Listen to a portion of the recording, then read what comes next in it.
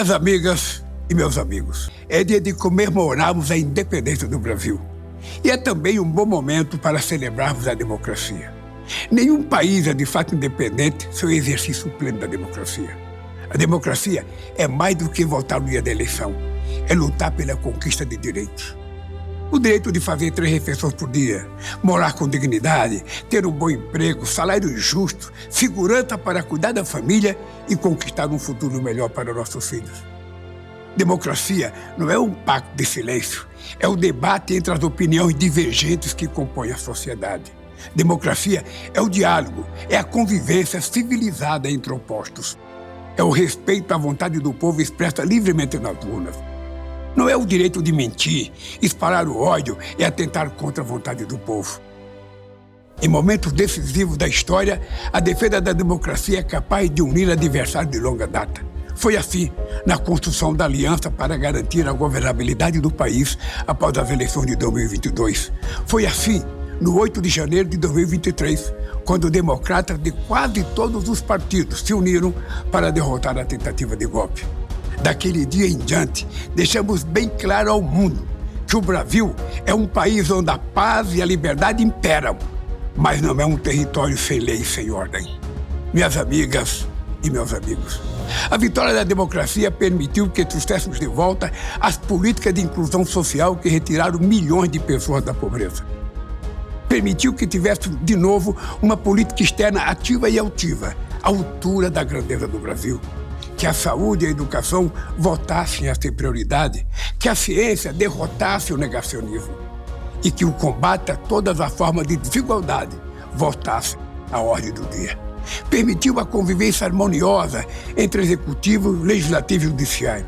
E também que firmássemos parceria entre o governo federal, governadores e prefeitos, independentemente do partido político de cada um. Foi assim na seleção das obras prioritárias do PAC, o Programa de Aceleração do Crescimento, para cada estado e cada município. Foi assim no socorro imediato às vítimas das calamidades, a exemplo da enchente do Rio Grande do Sul e agora também das queimadas no Pantanal e na Amazônia. E será assim também na criação de uma política nacional de segurança pública, em diálogo com os 27 governadores. Juntos, vamos derrotar o crime organizado. Minhas amigas e meus amigos, nenhum país é de fato independente quando tolera ameaça à sua soberania. Seremos sempre intolerantes com qualquer pessoa, tenha a fortuna que tiver, que desafie a legislação brasileira. Nossa soberania não está à venda. Nenhum país do mundo é de fato independente quando o seu povo perde a esperança.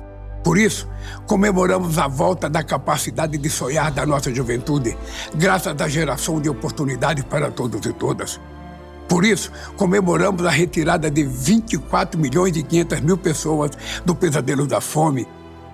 Por isso, comemoramos a criação recorde de cerca de 3 milhões de empregos com carteira assinada. É a menor taxa de desemprego nos últimos 10 anos e o crescimento da economia.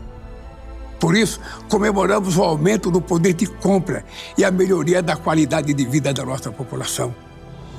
Temos muito desafio pela frente, mas estamos no rumo certo. É o começo de uma caminhada para um Brasil melhor para toda a família brasileira. Viva a independência do Brasil, viva a democracia. Lula demite Silvio Almeida. Queridos, estamos falando de um caso muito sério, onde o ministro de Estado está sendo acusado de assédio sexual. E pior, também por uma ministra, no caso, Aniele Franco, que é ministra da Igualdade Racial, que agora à tarde acabou confessando que de fato houve esse assédio. Então a situação é grave, o presidente Lula tomou uma atitude extremamente correta, demitindo Silvio Almeida. E aí, gente, nós que somos da esquerda, nós que lutamos pela igualdade, que lutamos pelos direitos e que lutamos sempre contra o machismo, a misoginia e contra tudo de ruim que nós sabemos de onde vem. E aí a gente se encontra numa situação como essa, onde tínhamos um homem a qual achávamos que tinha uma conduta extremamente reta, porque era assim que parecia. E nós não estamos aqui julgando e condenando. Nós estamos falando de fatos que ocorreram e que foi denunciado. E que pessoas acabaram vindo a público, confessando tudo isso. E nós temos que dar a devida atenção à mulher. Porque a mulher, por mais que muitos, principalmente de outros lados, queiram abafar a voz, a mulher tem voz. E aqui nós vamos sim dar voz para as mulheres. Então é um caso extremamente grave. Nós tínhamos um apreço muito grande pelo ministro. A gente confiava no ministro. E nessa altura do campeonato, você também deve estar muito triste, porque afinal de contas, um ministro que a gente gostava e uma ministra que a gente também gosta. Então nesse caso parece que tem um contra o outro. Só que não. Infelizmente, pelo menos teoricamente, pelo menos diante de alguns fatos, falhou feio e a outra simplesmente foi a vítima. E aí nós temos que ficar do lado da vítima. E é o que nós estamos fazendo. Só que alguns de vocês nesse momento podem estar pensando, nossa, um prato cheio para a extrema-direita bolsonarista. Nesse momento eles devem estar zombando, rindo e dizendo, olha lá, eles são tão corretos e agora um caso feio como esse. Só que não. Casos como esse a gente resolve, a gente não abafa, a gente não passa pano. E eu não sei se vocês lembram, mas no governo passado, do Bolsonaro, tivemos um caso muito parecido com esse, onde o presidente da Caixa Econômica Federal também foi acusado, denunciado por assédio. Não sei se lembram.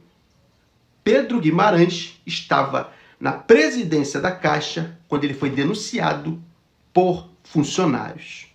Essa denúncia chegou até o presidente da República, no caso, Jair Bolsonaro. E o que é que ele fez?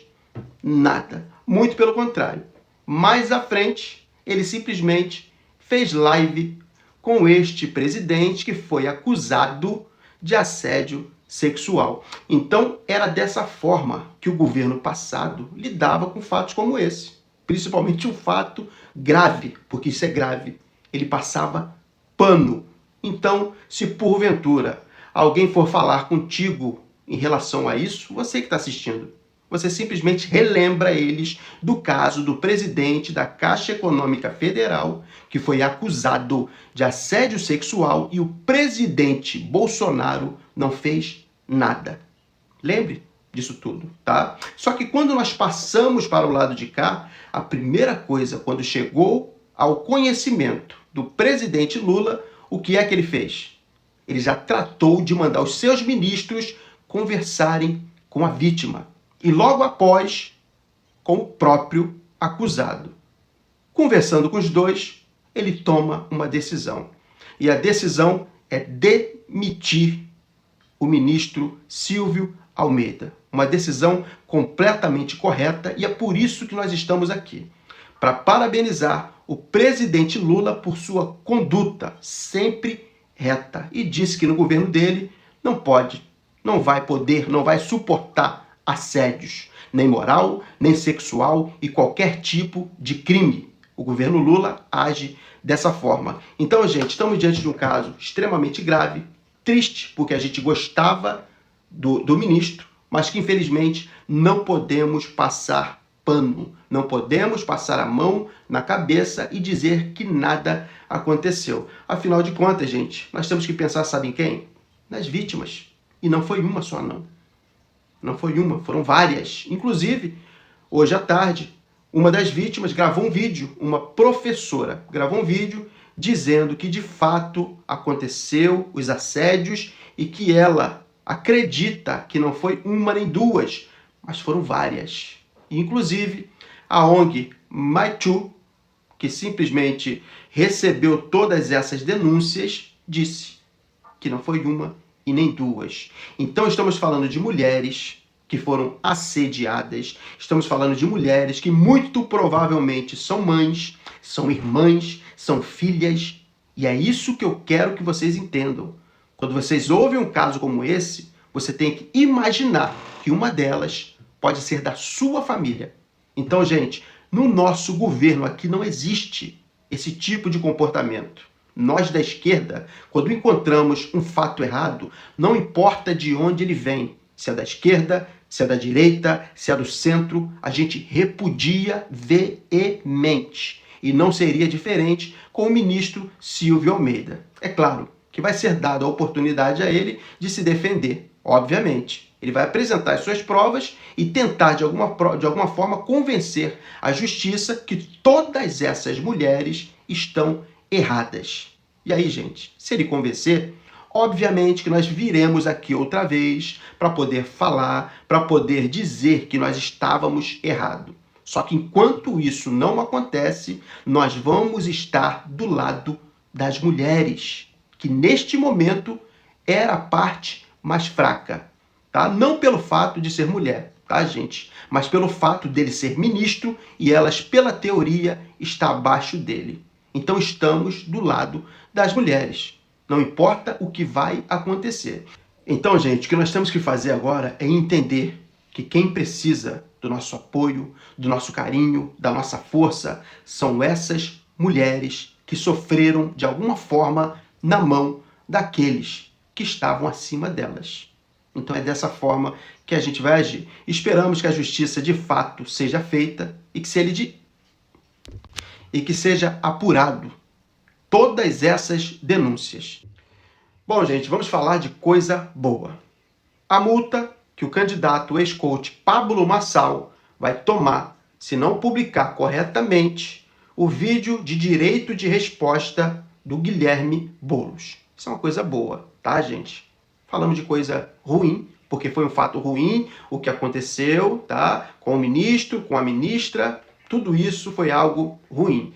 Mas agora isso que eu estou te falando é maravilhoso. Até então, as multas que o candidato Pablo Marçal vinha tomando era muito pequena. Para um candidato rico como ele, 10 mil não é nada. Só que agora a Justiça Eleitoral resolveu pesar na mão. Na verdade, pesar no bolso. E a multa diária, por ele não cumprir o que foi mandado, é de 100 mil diária. Aí sim, gente. Aí começou a ficar legal, começou a ficar gostoso. Por quê? Porque o ex-coach se achou muito esperto, muito inteligente, mais sábio que Salomão, conforme diz ele mesmo, mais sábio que Salomão. Ele resolveu postar o vídeo do candidato do PSOL, só que ele modificou a capa do vídeo, gente. Ele modificou. Acredito que ele deva ter pensado que ninguém ia reparar. Oh, meu Deus, como que um homem desse é candidato à prefeitura da maior cidade do Brasil?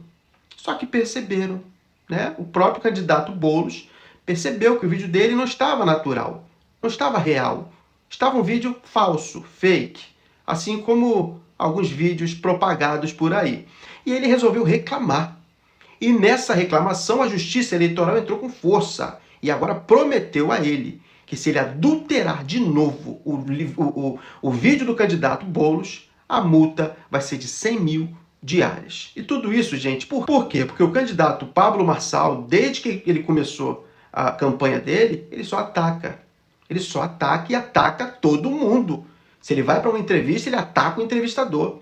Se ele vai para um debate, ele ataca os seus opositores. Só que os ataques dele, principalmente contra o candidato Guilherme Boulos, foi algo muito baixo. Né? Muito baixo, que, na minha opinião, deveria impugnar a candidatura dele. Ele acusa de uma forma desleal o seu opositor, atingindo a sua reputação. Gente, isso para mim é algo extremamente sério. Estamos falando de uma pessoa pública, uma pessoa que já é um deputado federal. Ter a sua imagem dessa forma manchada por uma pessoa que não tem sequer uma prova é algo que não dá para aceitar. Que, inclusive, né, ele foi também multado por causa disso. E aí o juiz pediu que ele trouxessem as provas a respeito daquilo que ele falava.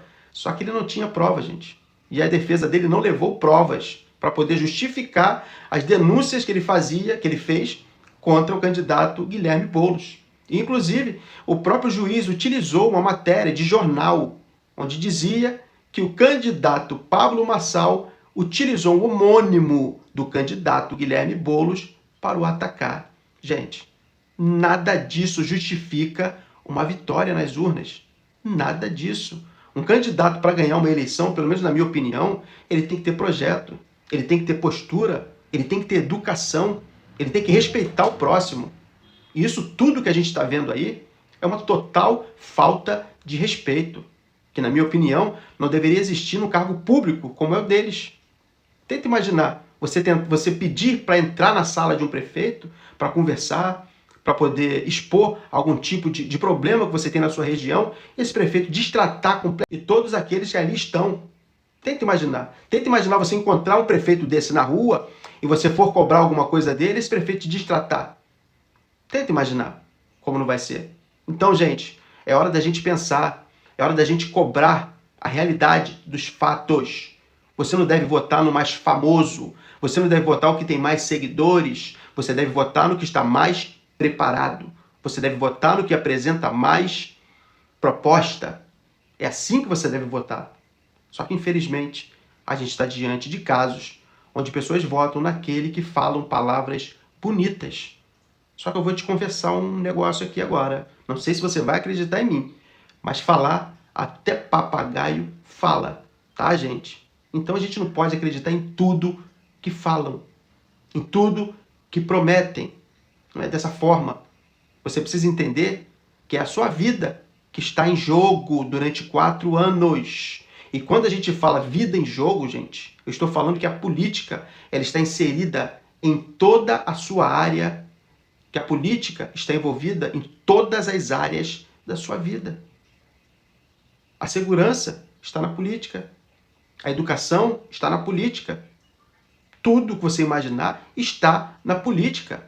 É por isso que tem secretário de transporte, secretário de educação. É por isso, gente.